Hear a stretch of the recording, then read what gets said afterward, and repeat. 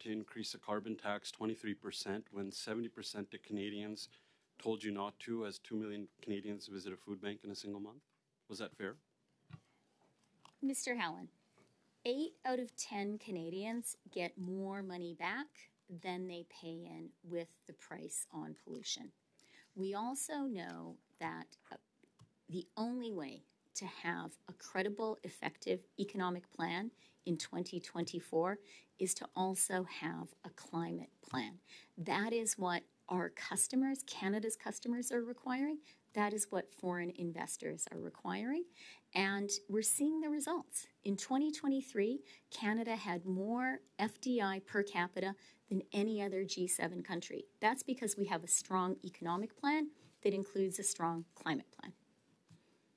Minister, your carbon tax is actually a tax plan and not an environmental plan. And the PBO on multiple occasions came to this committee and proved a lot of the stuff you're saying is misinformation and false. For example, he said just a few weeks ago that a majority of families pay more into this carbon tax than what they get into these rebates that you're talking about. Last time you were here, for example, in your own words, an average Albertan family gets $1,800 in rebates, but I have the PBO report here in my hand that says an average Albertan family pays $2,900 into the carbon tax. Do you think it's fair that an average Albertan family has to pay $1,100 more into the tax? Is that fair to them? Mr. Hallen, I think the people who are trafficking in misinformation when it comes to a price on pollution are, I'm sad to say, the Conservatives. PBO wrong? The average 8 out of 10 Canadian families, very much including Alberta families, but he said a majority of families are worse off. Than they pay in on a price on pollution. That is simply the reality. It has been verified by economists across the country, including the most esteemed economists in Alberta. The reality is this is a revenue-neutral plan which is giving money back to Alberta families, and I am delighted that we are now giving money back to small businesses across the country, including small businesses in Alberta. And the final thing that is just so important, and it's important for the province you and I love a lot, Alberta, is the only way for us as an open, trade-exposed economy to have an economic plan that actually works, to actually be able to attract foreign investment, to actually be able to sell what we produce, is to have a strong and credible climate plan. That's what our government has. So, Minister, I think it's clear to see that by you ducking and dodging the facts that you absolutely are still peddling misinformation about the carbon tax. And someone who claims to love Alberta wouldn't take extra $1,100 in a carbon tax and what they get in rebates. So I just want to make that clear. Recently, as I move on, Mark Carney just testified yesterday at the Senate committee, someone who will probably be your next leader, and as someone who's rumored to be also a leadership candidate in the next Liberal leadership race. We saw Mark Carney also duck and dodge the question of if he supported the carbon tax. So before you launch your campaign, we wanted to know, will you continue down the path of Justin Trudeau and quadruple the carbon tax? So, Mr. Hallen, I'm not sure the best use of this committee's precious time is to indulge in political speculation and political horse racing. I'm sorry, Mr. Hallen, I didn't interrupt you with your very long comments. And so now I would ask you politely to do me the same courtesy. So let me just be clear, because you have waded pretty far into waters of political speculation. Our party has a leader, and our government has a prime minister. He has the full support of our cabinet and our Fair caucus. Enough, Minister, because I have a short amount of time. Mr. Hallen, please don't interrupt me. Note, you used up your precious time speculating about party politics. You leave me no choice but you give me no choice but to answer. And I'm quite happy. Then do you support I'm sorry, Mr. Hallen, I didn't interrupt you. Minister Yalan, if we could just try to find the right balance here so we can hear and, and we can get some answers. I'll move on then. Because I wasn't finished with my answer, Mr. That's Halan. fine. I'll take my time Point of because I order. only have a limited amount Point of of order. time. Chair, I think it's customary for when members ask questions to give witnesses equal a weighted amount of time to answer, and I don't believe that the minister has had her time to answer. So what I do ask is for respect here in the room, and we do have the minister. It is precious time. We have 1 hour. I'm sure you want to hear from the minister, and MP Allen, I'm sure you want to pose your questions. So let's find, like I said, the right balance to make this happen. I'll move on to my next question because I only have a limited amount of time. Minister, under the 9 years of your government, rents have doubled, literally. They were half what they were before your government took over. Rent prices are outpacing income for the first time in 60 years. Your $89 billion photo op slush fund, supposedly for housing, after you announced that, has doubled rents. I want to know, how did you spend $89 billion to double rents? Thank you for the question, Mr. Halan. And I am actually glad to see all of us paying attention to housing. I think it is one of the most pressing issues for Canada and Canadians, and that is why with this budget and with action we have taken, our government has put forward the most ambitious plan to get more homes built faster in Canadian history. With all of the measures taken together, will mean that nearly 4 million new homes are built by 2031. That is what Canada needs. That is what we are doing. That's what we're investing in. And conservative austerity will not accomplish that. It's also you also offer me a nice opportunity to point out that when your current leader was responsible for housing, he managed to get only 6 homes built. That is a record we're happy to stand against any day of the week. Thank you, Minister. And we're going to our next questioner, and that is MP Thompson for the next 6 minutes, please. Thank you, and welcome again to committee, Minister. And I'm sorry I'm not there in person, but pleased as well that I'm back in my riding today. I would like to reference the school nutrition program, and specifically, we know that every child in Canada deserves to have the best start in life, but nearly 1 in 4 kids just don't get enough food. And this obviously has a real impact on their ability to learn and to grow. And certainly while the Conservatives seem to be against supporting fairness for every generation, our government, I'm very proud of this, is taking action. And certainly we're seeing this at the launch of the National School Food Program. Would you outline some of the benefits of this program, please? Joanne, Ms. Thompson, thank you very much for the question. I know that you, like me, are a mother. I know that you have worked as a nurse. I know how much you know and care about Canada's children. And I must say that the National School Food Program is one of the things I am most pleased that we're able to invest in this budget. This investment means that an additional 400,000 Canadian children will get some food in school, before school.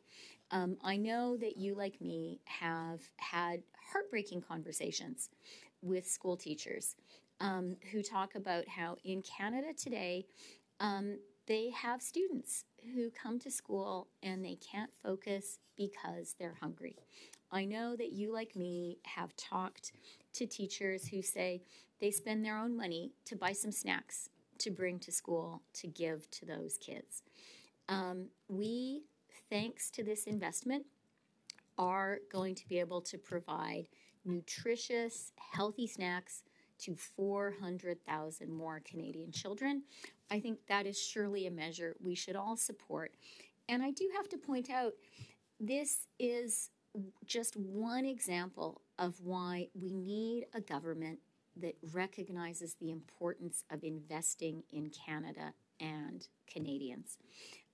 This is a reason why austerity and cuts always, always, always hurt the most vulnerable.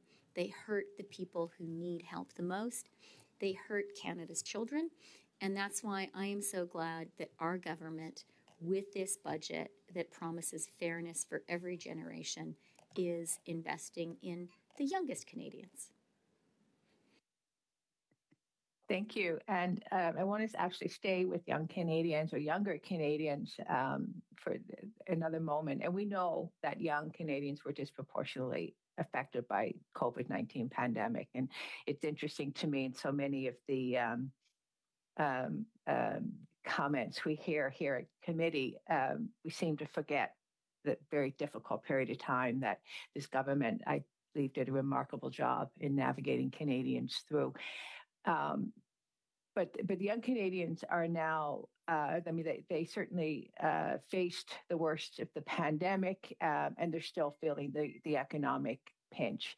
And I certainly feel, and I believe government does, that it's very important that we address the struggles that young Canadians are experiencing, and particularly around the high cost of living.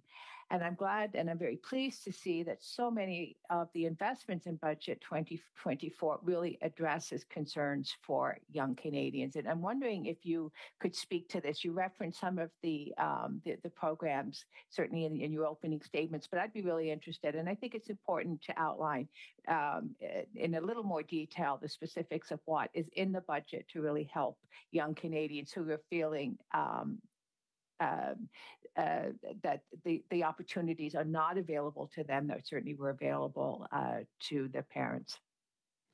Yeah, thank you very much, Ms. Thompson. And I could not agree more. This is a budget for fairness for every generation, with a particular focus on millennials and Gen Z. And that is because we recognize that today the promise of Canada, that good middle-class life, if you study hard and have a good job, it's just too hard to reach it. And that's why in the budget, we are aggressively investing in housing, in measures to make life more affordable, in economic growth and productivity, and we're doing it all in a fiscally responsible way because we understand that that is also part of our promise to young Canadians. So how do we make the math work? We're doing that by asking those who are doing the very, very best in our society to contribute a little bit more. That's a budget that delivers fairness for every generation. And specifically for younger Canadians, I want to highlight two measures. One, and I'm going to smile at Don Davies, is free prescription contraceptives. It is high time to deliver this for all Canadians. It is especially important for young Canadian women. As we were putting together this plan, I spoke to gynecologists and obstetricians who said to me that every month they have young women who come to their offices who are pregnant and don't want to be. And the reason for that, these young women say, teenagers, some of them, is they can't afford to pay for prescription contraceptives and they're too scared to ask their parents for the money, or maybe their parents don't have the money. Every single young woman who goes in to see a gynecologist or an obstetrician in that situation, that is a tragedy for her. It's a tragedy for our country. And I am really, really glad that we are now taking action to change that. Minister, and now we'll move to MP Samadi, and thank you, MP Thompson. Oui, merci, Monsieur le Président. Alors, bon. Thank you very much, Chair. Hello and welcome, Mr. Jovanovic, and certainly to the Minister. Yes, each time that I asked questions of your colleague, he replied in impeccable French. So, there are 4 subjects that I'd like to deal with today, if I have time. But I'm going to start with one important one, and that deals with the part that is intended to regulate the open banking system. We understand that there will be a follow-up in the fall to what is actually in this bill to further protect consumers. But in C69, you have framed the skeleton of this open banking system. I'm very concerned because this type of regulation that's being put in place will be controlled by the federal government rather than you're taking the model where each province would have equal standards. So it seems to me this means that there's going to be a two-speed system here. Toronto banks, subject to the federal government, will fall under the federal government regulations, but credit unions and the Caisse Desjardins and the reserve branches will fall under provincial legislation and Quebec legislation. In the 21st century, if people want to participate in open banking, they would have to have the authorization of the province.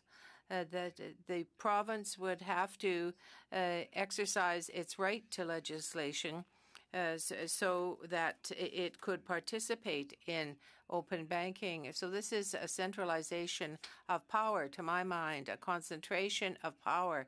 But the provinces weren't consulted until very recently about this. Merci pour la question. Thank you for your question, which is specific and concrete, a very tangible issue. I'm going to begin by reassuring you that we respect the role of the provinces and the territories in the financial system. And certainly, we will not and we do not want to impose anything. We understand the importance for the provinces and for the territories of working in close cooperation with the federal government in terms of this new system.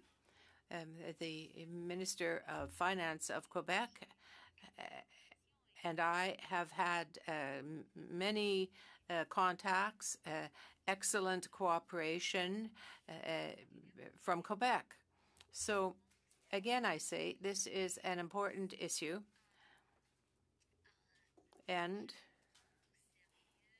I do take very seriously the role of the Caisse Populaire that you have brought up. They are an important element of our financial system, and we always have to include them. On the other hand, another element that we have to reflect on, as you have said, is that the world is progressing. Open system banking is something that people want in good French, so I'll copy you. If you have that system, you have to have a modern economy in our own country. But I can tell you this: we are moving ahead. We are taking into consideration the wishes and the ideas of the provinces and the territories, including Quebec, very seriously, and particularly since a Caisse Populaire role is very important for you. And let me add one more thing. Investors, innovators, Quebec entrepreneurs, all of these people in Quebec are playing a key role in the ecosystem of fintechs. And so this is really perhaps one of the most progressive, advanced groups of investors in our system. According to the conversations that I have had with Quebec entrepreneurs, they feel that it is very important for them. They want to move ahead. They have that capacity to innovate in that sector. Thank you very much for your comments and your answer, and also the respect that you have demonstrated for Quebec as a jurisdiction and its institutions like the Caisse Populaire. In C69, the system that you are progressing on is an optional one. The option is to stay in the 21st century or to reverse course and move backwards from the 21st century. Banking regulation is something that would surround that, but it has to go through the provinces, where the provinces would voluntarily renounce their areas of jurisdiction concern, and that would revert to federal hands. So the concern is this: once you let an area of jurisdiction go, will the province have to duplicate and double its legal services, say, for within the province, so that there is one system for open banking at the federal level and one for provincial systems if they choose to do so? This is a concern that is quite pronounced, particularly when the banks would have to deal with the businesses that are interacting with it. I think that under C69, there is a grave concern. So my question is this: do you foresee a system like securities that could be set up within a province where there could be self-regulation? Thank you. We're going to have to hold on to that, and in another round answer MP Summities, because we're way over time. And I'm sure you'll have a lot of informal chat to also speak to that. But we are well over time. So MP Davies now, please. Thank you, Mr. Chair. Thank you, Minister, for being with us today. Minister, I know we have about a $40 billion deficit, and there's different ways to address deficits over time. We can cut expenditures, as I think the Conservatives would do. There's growth in the economy, which I think everybody hopes for, and there's raising revenue, and hopefully in a fair and measured way. Given that oil and gas extraction companies in Canada made a record $63 billion in profits in 2022, and I think they're on track to come close to that in 2023. Can you explain why your government has declined to impose an excess profits tax on the oil and gas sector, as it did do for banks and insurance companies in 2022, who made significantly less profits? Okay, I do, though. I'm going to start just with a little lighthearted commentary here, okay? And you guys have to forgive me. I hope you will forgive me, because Mr. Davies and I have known each other for longer than anybody else in this room has known each other. So the question I want to start with is, who are you cheering for, the Oilers or the Canucks? It's a tough question. I was facing similar challenges in my own house, but the Leafs are out. Well, given where my voters live, it's an easy one to answer. Okay. Go Canucks, go Canucks. Okay. Well, then one thing that we are going to differ on is my house is now cheering for the Oilers with a clear conscience. As long as a Canadian team wins the Stanley Cup, I'm happy. Okay, I think maybe the committee could have unanimous consent around that idea. Okay, sorry to take up the time. I just couldn't resist.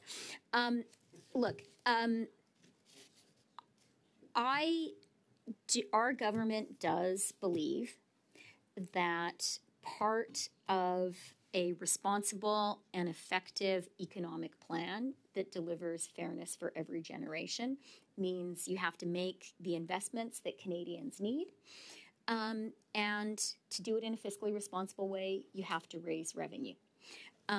As you know, because I heard you talk about this in the House earlier this week, the main revenue raiser in this budget is raising the capital gains inclusion rate. And that's the right thing to do. that really is a way to deliver fairness for every generation. And I think that measure really appropriately asks those who have benefited the most from everything that is great about Canada to contribute a little bit more for the next generation. And I think it does it without hurting. It does it in a way that maintains Canada's strength as an investment destination, Canada's economic strength, our ability for our economy to grow. So that's why we chose that particular measure. I have more to say, but I think you want to say something, so I better shut up. Thank you, Mr. Well, maybe I can give you some more room on that because you may have anticipated a bit where I'm going to go because another potential revenue item is corporate taxes generally. And I think I've put this to you before. In the United States, President Biden is proposing to increase the U.S. corporate income tax rate to 28% from the current 21%. And I know that it seems to be a key economic feature in Canada that we need to keep Canadian corporate taxes competitive relative to the United States. I think we all accept that.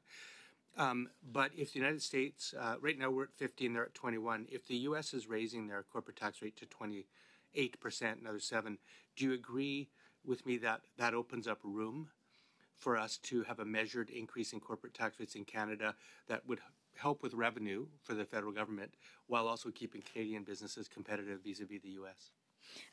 So, Mr. Davies, a thing that I learned very early on in the NAFTA negotiations and became a rule I set for myself is never to make commitments based on a hypothetical, particularly when it comes to political events in the United States. But I am going to make 2 general comments because I think you raise an important issue. Number one, I do think all of us need to be thoughtful about Canada's global competitiveness. The Department of Finance, Mio is the head of tax policy, so he's in charge of all the hardest stuff finance does. The other finance people will be mad that I said that, but has an internationally respected kind of engine that calculates METR, the marginal effective tax rate, comparing Canada to other economies. We had a table from METR in the budget, and we look at that closely all the time to be sure we are competitive. It's a relative measure. The second thing that I'll say is I do think we, as people in Western democracies, have been living through a period of a race to the bottom when it comes to taxation. And you've seen in every single country a real corporate push to drive rates down and to say to citizens, you have to accept this because otherwise the capital will move to another jurisdiction. And that's why I think the OECD 2-pillar process is so important, to try to put a floor to that. And I do think that kind of collective action helps us as Western democracies to maintain the revenue base, which we need to make the investments that, in our case, Canadians need. Thanks, Ms. Wright. Do I have some time? A real quick question and answer. Yep. Real quick on the Canada Disability Benefit. There's 1.4 million Canadians living in poverty. Your proposal would help about 600,000. You promised it would lift people out of poverty, but it's only $200 a month. Minister, are you willing to increase that amount in this budget? And are you willing to look at the eligibility criteria so that every Canadian living with a disability, living in poverty in this country, will actually be lifted out of poverty? Mr. Davies, that it's a very significant investment in the budget right now. It's a big deal that as a country, for the first time, we're putting a benefit in place. Our government and I personally certainly share your aspiration that this needs to be just a first step and we need to go further. I do think it's important to take it step by step and get the system carefully in place.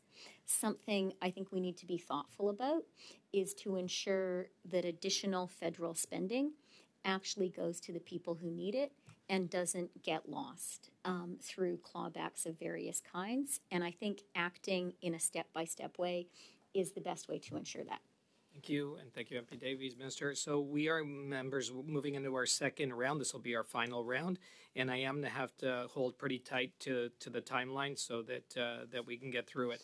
We're starting with MP Lawrence for 5 minutes, please. Yeah. Thank you, Minister, and thank you for appearing before committee today. Minister, simple, straightforward question for you. Which country has the worst per-person income drop in the G7 in the last 5 years? Very good to see you, Mr. Lawrence.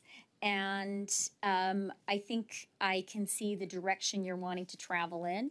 And so let me reassure you by pointing out that in the last quarter of 2023, Canada had a healthy move in GDP. The first quarter of this year shows strong GDP, 2.5%, and we're seeing that reflected in the productivity numbers too. Thank you, Minister. What was the per capita GDP growth in Q4? As I said, I can see the direction you're going, and that's why let me take this opportunity to highlight good, solid GDP numbers in Q4 of 2023, really good GDP numbers in the first quarter of this year. And in terms of productivity and per capita GDP, I think the outlook for this year is really quite positive.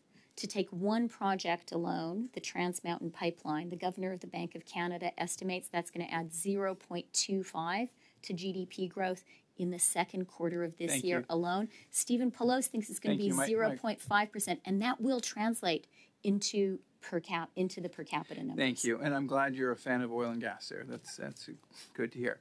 But I want to get back to my original question. Which country had the worst per-person income drop in the G7 over the last 5 years? I think that I have spoken to some relevant measures of economic growth and talked about how we're seeing growth doing really well, particularly considering the widespread predictions Canada was going to suffer a recession, including from your side of the House. I think a measure that it is worth pointing to, and I would point all members of this committee to some commentary recently written on Bloomberg by Tyler Cohen, a U.S. economist, a very important measure is median income. That captures that captures the life of the middle class. And on median income, Canada has had steady growth over the past decade and looks really good compared to comparable economies. Thank you, Minister. Are you? Could you just please answer this question? If you don't know, just say you don't know. That's fine. What country had the worst per-person income drop in the G7 in the last 5 years? I think I've spoken to where I see the important measures of growth, productivity, and median income. One of the things that's valuable about looking at the median income measure is, as everyone is aware, because of some of the COVID dynamics, Canada had a real surge in the number of non-permanent residents in this country. People like international students. Obviously, an international student won't have the income of someone who has been working here for many years, and that does have an impact on the numbers. The budget included a section devoted to talking about these economic impacts, and I would point people to median income Minister, as a really I do good measure appreciate that speaks to and I would love people's to get lives. to some of the underlying, but first we need to sort of put where the baseline is. And so just to put an answer on that is that Canada is the worst in the G7 of income drop over the last 5 years in the G7. The U.S. is at 8% increase.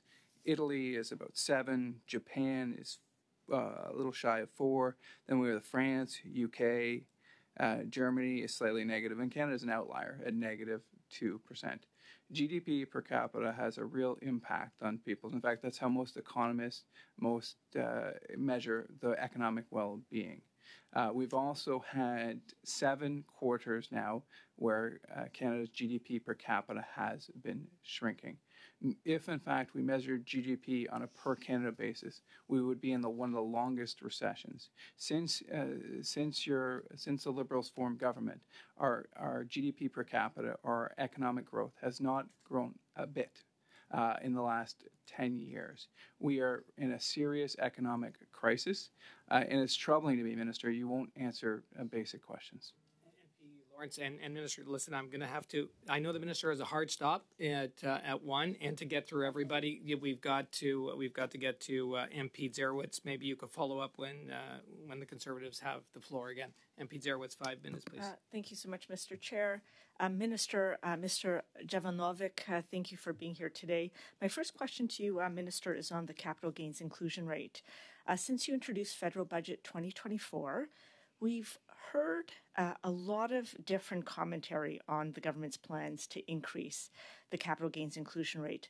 So can you speak to us and shed light on why these changes will support investments in growth and productivity, and how these changes will play a role in creating fairness for all Canadians of every generation? Yeah, thank you for the question. And I'm going to start where you concluded, which is to say this really is a budget for fairness for every generation. And we recognize that that means we have to make investments in Canada, in Canadians, and especially in millennials and Gen Z. That means massive investments in housing. This budget has the most ambitious federal housing plan in Canadian history, nearly 4 million new homes built by 2031. Investments in affordability and the social safety net. We've been discussing some of those, really, really important for all Canadians, especially young Canadians. And crucially, investments in economic growth. The budget includes a $5 billion investment in students, in postdocs, in our universities, in research. That investment in our fundamental intellectual capacity is an investment in young people. It's an investment in the future. The budget includes an investment of more than $2 billion in AI to be sure Canada maintains its strong position in this essential frontier of the global economy. The budget includes really important investments in productivity overall, like the expansion of the ACCA, the Accelerated Capital Cost Allowance. When you talk to businesses, they will say that is a measure that drives investment. And of course, with this measure plus C-59, we will have 4 of our investment tax credits in the clean economy passed into law. That program is essential to ensure that Canada can remain an industrial economy, a manufacturing economy in the 21st century. So we're making really big investments in Canada's economic capacity, and those investments cost money. Now, some people would choose simply not to make any investments, a path of austerity. I think that would be a terrible mistake. Other people might choose to make the investments, but not do it in a fiscally responsible way. We saw that with a sort of far-right budget that didn't last very long put forward in the UK. I think that would be a mistake also.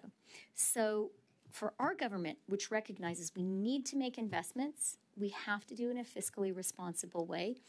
What we're doing is making our tax system more fair and using that fair approach to fund the investments that Canadians need. Now, I think the elephant in the room in this committee, in the House of Commons, in Canada, is the Conservatives really refusing to be clear on their view of tax fairness for every generation. And I think, maybe, I think actually we're probably going to end up disagreeing. I think the Conservatives are going to prefer not to invest in Canadians because I think they will find it too challenging to ask those who are doing the best to contribute a little bit more. I think that's a clear line of difference. I think that would be a real mistake for Canada and Canadians. Thank you. And then just one quick final question. I know you talked about how a strong economy is very important for us. You've talked about investment tax credits. We introduced them in C-59 and now in this budget. Can you talk to us, Minister, about how you see investment tax credits helping Canadian businesses remain competitive in the global market while also pushing Canada towards a more sustainable economy? Okay, our chair says I can't, but I'll just say You got they're 15 important. seconds. Yeah, very important. That's great. Okay, and but you can maybe in another question, or you'll be able to follow up on that. We're going to MP Summity, and again, 2.5 minutes, 2.5 minutes, MP Summity. Merci, Monsieur le Président. Madame la Ministre. Thank you, Chair. Madam Minister, I'm going to ask you a question on another matter, and with the remaining time, you can answer the question. After you've answered, you can come back to open banking. I was very happy to see Part 2, that is to say, the putting in place of Pillar 2 of the OECD. I congratulate you on all the work that has been done to do so for the changes to the tax system. But in these 300 pages of text that are very difficult to understand, it seems that the breakdown with the provinces for taxes is not apparent. For the tax for Alberta and Quebec that collect taxes on business, what are you planning to do? Thank you. I'm going to, first of all, speak to open banking very quickly, and then I will open this other conversation. I just want to say that, as you know, it's really optional.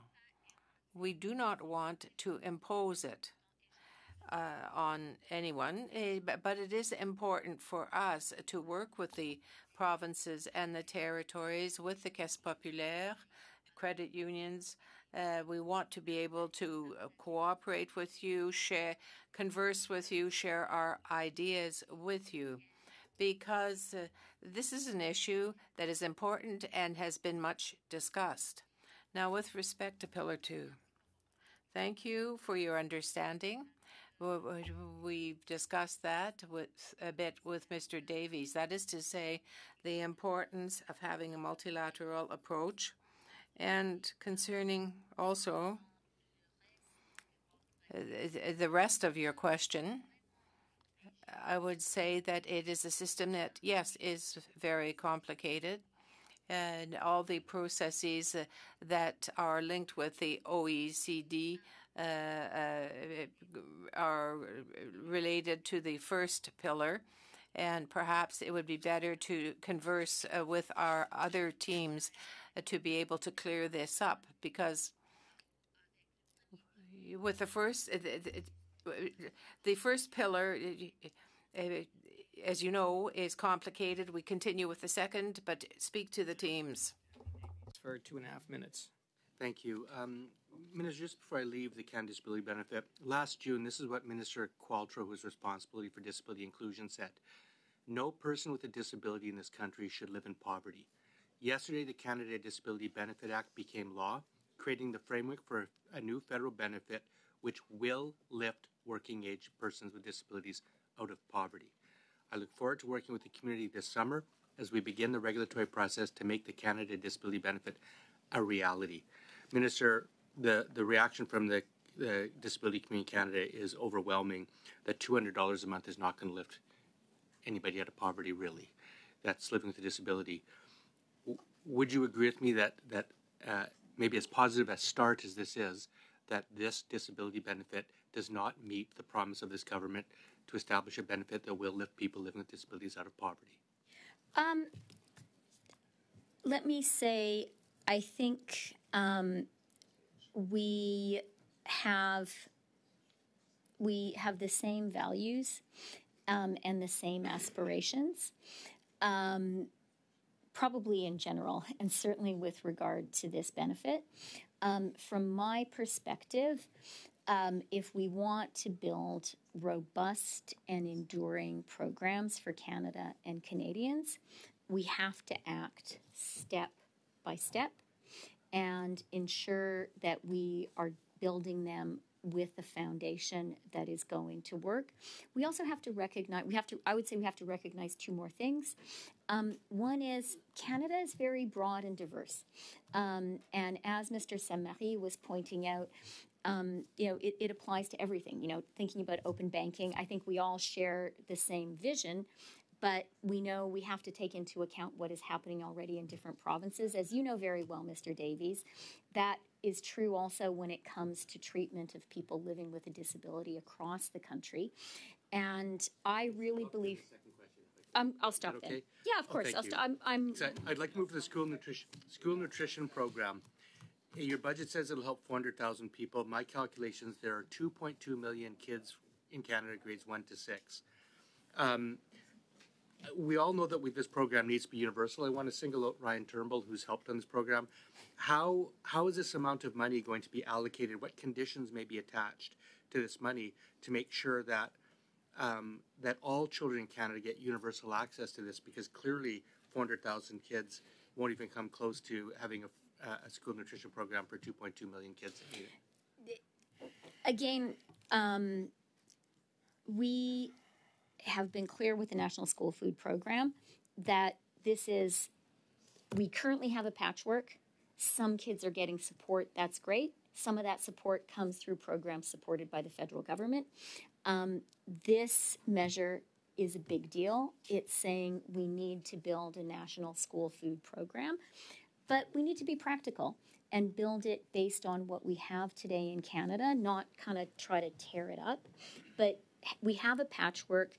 Our approach is going to be build on that patchwork with willing partners, and that's why we're saying, sorry. We're going to have to get in there because now we're over, and I don't want to take up time from the final two members, and I've got MP Chambers on for 5 minutes, please. Thanks very much, Mr. Chair. Minister, it's always a pleasure to have you here at committee. I'm sure you're always very busy, but it's nice of you to make the time to see us. I want to take you on a vacation. Let's go to Mexico for a second. The government of Mexico's average yield to maturity of their debt is around 18 years. 59% of Mexico's debt is 10-year bonds or longer. And in Canada, our average yield to maturity is 6.9, and our 10-year amount of 10-year bonds we issue as a total of our total debt is 33%. During COVID, we issued, 60% of the debt we issued during COVID was 3 years or under. That's all renewed now at 4 or 5% interest rates instead of being locked in at, say, 1% for 10 years. That's about rough numbers. It's about $10 billion a year in extra interest payments. Do you think the government made a mistake during COVID by issuing short-term debt instead of long-term debt? So first of all, I think the people who are taking a break from their regular activities at this committee, which they're very busy with, are the people who have been filibustering the work of this committee. And I'm very grateful, I sincerely am, that people took a break from that important work that the people of Canada appreciate on filibustering to have this conversation. I would also say it's an interesting choice to contrast Canada's fiscal position, our credit rating, our debt management with that of Mexico. I can assure you there is, I haven't talked to every single person in Mexico, but I talked to their government a lot. They would cheerfully trade their position for ours, given our AAA credit rating, which was reaffirmed last week by Moody's. And I'm glad that you're focusing on Canada's debt and our debt issuance, because it gives me an opportunity to highlight an important fact, which is we issued a 5-year global U.S. dollar bond. That's important because the Bank of Canada likes to maintain some U.S. dollar debt. Respectfully, the question the spread, is whether we made a mistake. You were talking about how we're issuing our debt, and let me just finish my sentence. We're now half Let me just finish my sentence. Here. The spread on that debt was 10 basis points. It was issued last month, and that is the lowest spread relative to U.S. Treasuries of any other wonderful. Issuer. That speaks to the strength of Canada's fiscal position and of our debt management. The truth is, the decision of the government during COVID to issue short-term debt was absolutely negligent in that it's now costing taxpayers an extra $10 billion a year. You would have extra money to give to Mr. Davies' priorities had you not done that, or other Canadians' priorities. But we'll agree to disagree on that point. Do you know how many people are going to be hired by the measures that are proposed in the budget? That's a very, very broad question. So what I will say is the measures proposed by the budget, I believe, will increase Canada's growth, will do so in a way that is fiscally responsible and thus allows inflation to continue to stabilize, creating conditions that will allow the Bank of Canada to lower rates.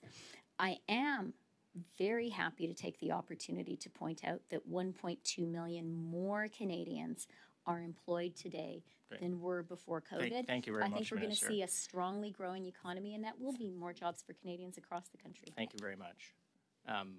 Every budget bill that comes to this committee, we ask the same question every time, and nobody has an answer. But 25% of the government's savings objectives are actually linked to the shrinking of the public service over time, yet no one actually seems in the government to have a plan for people.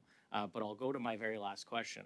In our last exchange when you were here, I brought up an individual who's on the Infrastructure Bank Board. You're the Deputy Prime Minister. You hold significant influence in Cabinet. Has this individual, Ms. Andre-Lise Mateau, has she been asked to leave the Infrastructure Bank Board? And are you concerned about the standard that this is setting for people who serve on our Crown corporations? In your previous question, Mr. Chambers, you didn't specify that you were concerned with the public service. You just talked about employment in Canada. And of course, my objective is to have more Canadians have good jobs. The budget does, though, make clear that we believe that it's important when it comes to the public service to have a leveling off. And you will see clearly in the budget text that we're going to see the size of the public service over time decrease by 5,000 employees. That is absolutely appropriate. It is part of responsible fiscal management. Thank you, Minister. Thank you, MP Chambers. And this will be the final 5 minutes. MP Zerowitz. Thank you so much, Mr. Chair. Minister, I have two questions for you as well. I'm going to start off where I ended off with you last time, where we were talking about the importance of a strong economy for our federal government. And you had introduced investment tax credits in the fall economic statement. You've introduced additional investment tax credits in federal budget 2024. Can you talk to us about how you see investment tax credits helping Canadian businesses remain competitive in a global marketplace while we are pushing Canada towards a more sustainable economy? Yeah, look, all kind of ritualized jousting aside, I am really glad to have, that was last time, I know, but we haven't jousted that much today. But I do want to be actually really sincere in talking about these investment tax credits. I think they are something that every single MP here should support. Mr. Davies has been clear that he is a Vancouver MP and is cheering for the Canucks. But something Mr. Davies and I and Mr. Halan have in common is a close connection to Alberta. These tax credits are really important for Alberta. So I would say to Mr. Halan directly, please help us get them passed into law. The last time I was in Calgary, I heard from Alberta business, we really need these tax credits. We need the certainty that comes from them being actual law in order to make investments. So that's sort of speaking to those with Alberta connections. Julie, you and Ryan and I, and I think Mr. Chambers and Mr. Lawrence are all Ontario MPs. And oh my God, and our chair. So there are a lot of Ontario MPs here, and our province is so much a workhorse for the Canadian economy. I am proud of generations of Canadians that, unlike some other major industrialized economies, we didn't give up our manufacturing base in the 80s and 90s, as happened in some other sort of peer countries. And right now, we're at a moment when, as a country, we have to decide, do we continue to be a strong, powerful, industrialized manufacturing economy in the clean transition? These tax credits are about the government saying this is absolutely essential, and we're going to do it. Et Monsieur Saint-Marie, une chose que je veux souligner. One thing that I want to point out is that we worked with the province of Ontario. There's a population there which is certainly large. We've had extraordinary cooperation with the province of Quebec as well as with Ontario. Mr. Legault certainly shares the idea that at this point in time in the world